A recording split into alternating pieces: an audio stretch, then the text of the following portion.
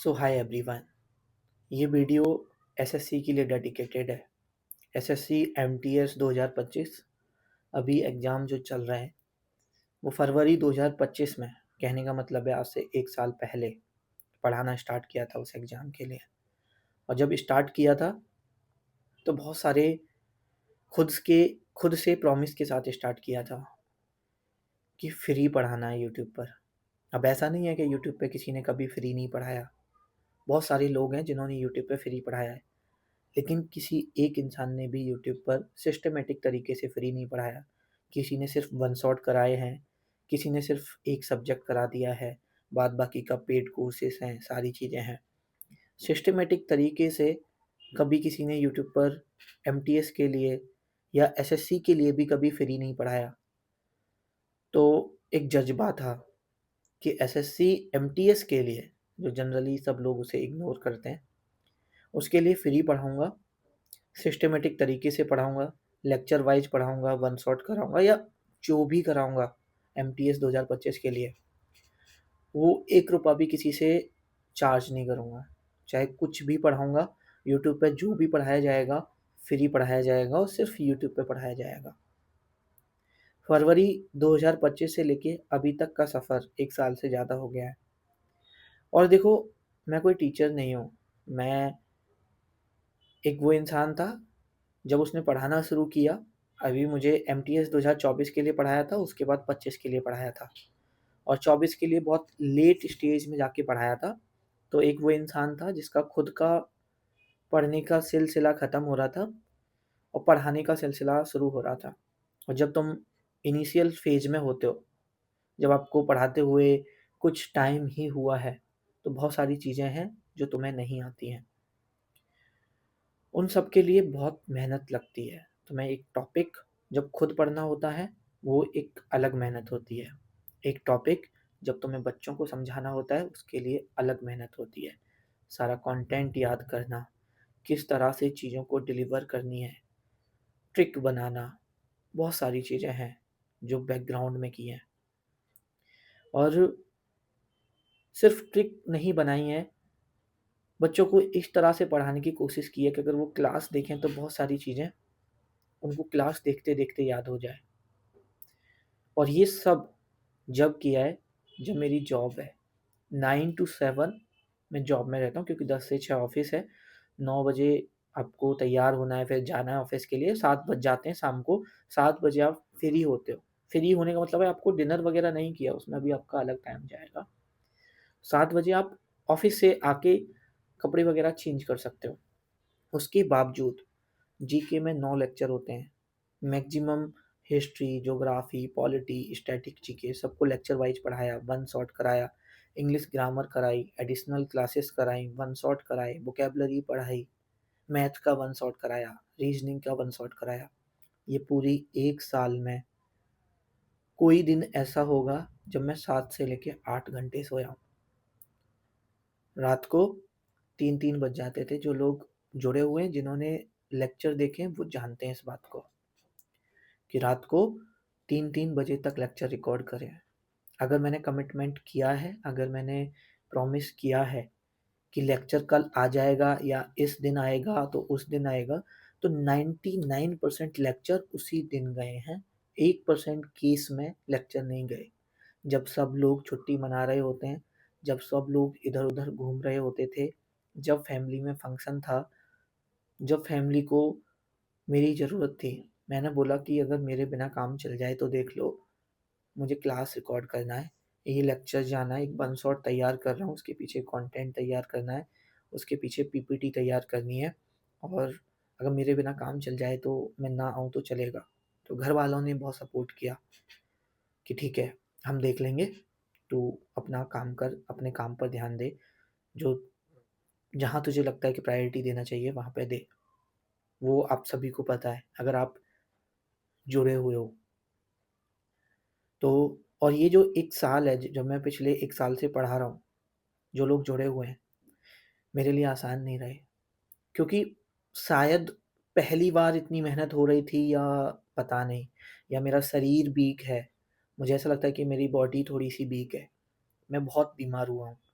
मैंने बहुत सारे आपको पेपर्स भी दिखाए हैं डॉक्टर्स के ड्यूरिंग 1 ईयर, ये जो 1 साल का टाइम है कि मैं डॉक्टर के पास हूँ, हॉस्पिटल हूँ, सारी चीज़ें हैं। मेरी जो नेक है, उसमें इतनी ज़्यादा प्रॉब्लम हो गई थी क्योंकि लेक्चर बहुत ज़्यादा रिकॉर्ड हो रहे थे और इतनी ज़्यादा प्रॉब्लम हो गई थी कि जब मैं टैबलेट पे पढ़ा रहा होता था तो मुझसे ऐसे नहीं होता था। मैं बड़ी मुश्किल से ऐसे मुझे इधर लिखना है या इधर देखना है तो बड़े उससे करता था कि दर्द ना हो। नेक मेरी ऐसे तक नहीं होती थी, ऐसे तक नहीं होती थी। इतना ज़्यादा नेक में प्रॉब्लम आ गया था, बैक में प्रॉब्लम था।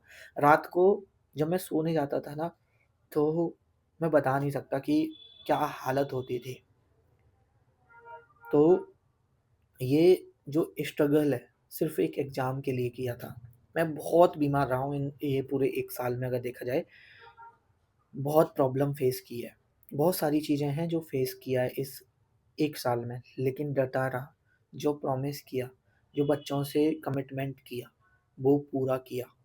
अकेले पीपीटी बनाना, क्लास रिकॉर्ड करना, एडिट करना, टाइम पे अपलोड करना, सारी रिस्पॉन्सिबिलिटी अकेला ले रहा था। क्योंकि मेरे साथ यहाँ कोई नहीं रह रहा है कि मैं किसी को ये रिस्पॉन्सिबिलिटी दूँ। एक रूम है, मैं हूँ, मेरा टैबलेट है, मेरे सॉफ्टवेयर है, उस पे मैं काम कर रहा हूँ, एडिट कर रहा हूँ, सारी चीज़ें कर रहा हूँ। पिछले 1 साल से सिर्फ़ इस एक सिंगल एग्ज़ाम के लिए मेहनत किया है क्योंकि खुद से प्रॉमिस किया था कि इस साल सिर्फ़ एमटीएस के लिए पढ़ाना है।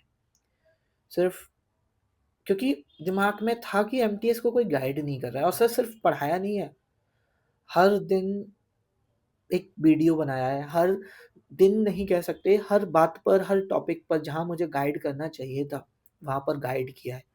हर एक स्टेप पर बच्चों के साथ रहा हूँ। पता है ये वीडियो क्यों बना रहा हूँ? मैं अपना स्ट्रगल बता रहा हूँ एज़ अ टीचर, क्योंकि बच्चों को कोई प्लेटफ़ॉर्म नहीं है कि वो अपना स्ट्रगल बताएँ। जो ये मेरा स्ट्रगल है ना, इसका इंटू 3 इंटू 4 एक बच्चा कर रहा है, जिसके ऊपर रिस्पॉन्सिबिलिटी है कि उन्हें किसी भी कीमत पर फाइनल सिलेक्शन लेना है। किसी भी कीमत पर उनको इस बार सिलेक्शन लेना था। ये एक बच्चे का स्ट्रगल जो मैंने अपना बताया है ना, एक बच्चे का मैं आपको स्ट्रगल बताता हूँ कि मैं अपना बता रहा हूँ, मैं जॉब करता था, रात को 3-3 बज जाते थे। पता नहीं कब मैं 7-8 घंटे सोया होऊँगा जब मैं पढ़ा रहा था, पूरा 1 साल की बात करता हूँ। क्योंकि 4-4 घंटे बाद सुबह उठ के फिर ऑफ़िस भी जाना है क्योंकि इतना लेट हो जाता था कि आपको 10 बजे तक किसी भी कीमत पे ऑफ़िस पहुँचना था। तो बच्चों ने कितने फंक्शन छोड़े हैं, कितनी चीज़ें छोड़ी हैं, कितनी यारी दोस्ती छोड़ी है, जो एक टीचर का स्ट्रगल है, उससे कहीं ज़्यादा एक बच्चे का स्ट्रगल था। आज 500 से ज़्यादा डेली व्हाट्सएप पे मैसेज रिसीव होते हैं मुझे और बहुत सारे लोग कनेक्टेड नहीं हैं मुझसे, कुछ ही लोग कनेक्टेड हैं, तो उनमें से भी 500 लोगों के डेली मैसेजेस रिसीव होते हैं और एक मैसेज 15-15 लाइन का होता है, 20-20 लाइन का होता है।